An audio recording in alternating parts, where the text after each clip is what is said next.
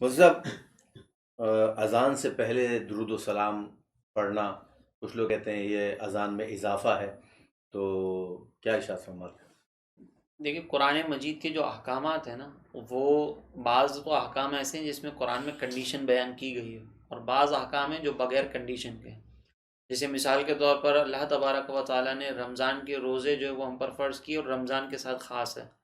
نماز کی رکعتیں مخصوص کر دی گئیں، کنڈیشن بتا دی کہ بھئی ہمیں نماز کس طرح سے پڑھنی ہے، اوقات بیان مقرر ہے۔ اب جب یہ اوقات بیان کر دیے گئے کہ ہر نماز کا وقت مقرر ہے، تو عصر کی نماز میں اس وقت رات کے اس حصے میں بیٹھ کے نہیں پڑھ سکتا، کیونکہ شریعت نے منع کیا ہے، وہ ایک قید آ گئی۔ اور کچھ احکامات ایسے ہیں جس کے اندر کوئی قید نہیں ہوتی۔ اب اللہ تبارک و تعالیٰ نے جو ایسے احکامات بیان فرمائے نا جس میں کوئی قید نہیں ہے، اس میں آپ اور میں اپنی مرضی سے قید نہیں لگا سکتے۔ صحیح۔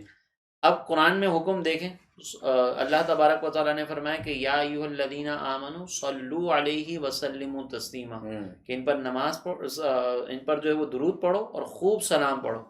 کیا کوئی قید لگائی ہے کہ انگلش میں پڑھو، اردو میں پڑھو، عربی میں پڑھو؟ کوئی نہیں۔ اٹھ کے پڑھو، بیٹھ کے پڑھو، لیٹ کے پڑھو، کوئی کنڈیشن نہیں۔ اس وقت میں پڑھو، اس وقت میں نہ پڑھو، کوئی قید نہیں۔ صبح شام جب پڑھنا ہے ہم پڑھیں گے، جس زبان میں پڑھنا ہے ہم پڑھیں گے۔ تو اذان سے پہلے کا جو وقت ہے اس میں ایسی کون سی قباحت ہے کہ ہم اس میں منع کریں؟ کس دلیل کی بنیاد پر؟ تو یہ بھی اس مطلق یعنی جو وداؤٹ کنڈیشن حکم ہے اس کے تحت آئے گا، اور اس میں پڑھنا ہمارے لیے بالکل جائز ہوگا۔ اگر کوئی کہتا ہے کہ جائز نہیں ہے تو دلیل اس کو دینی پڑے گی کہ وہ کس اعتبار سے کنڈیشن لگا رہا ہے۔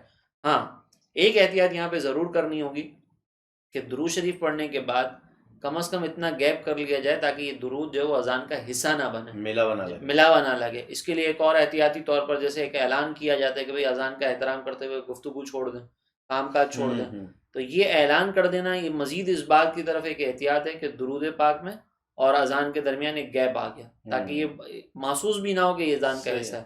اگر تو کوئی اس کو اذان کا حصہ بنا رہا ہے تو وہ غلط کر رہا ہے، اس تصور کے ساتھ پڑھ رہا ہے تو، لیکن ہمارے یہاں پر ایسا کوئی کرتا نہیں، اس کو اذان سے الگ ہی رکھا جاتا ہے۔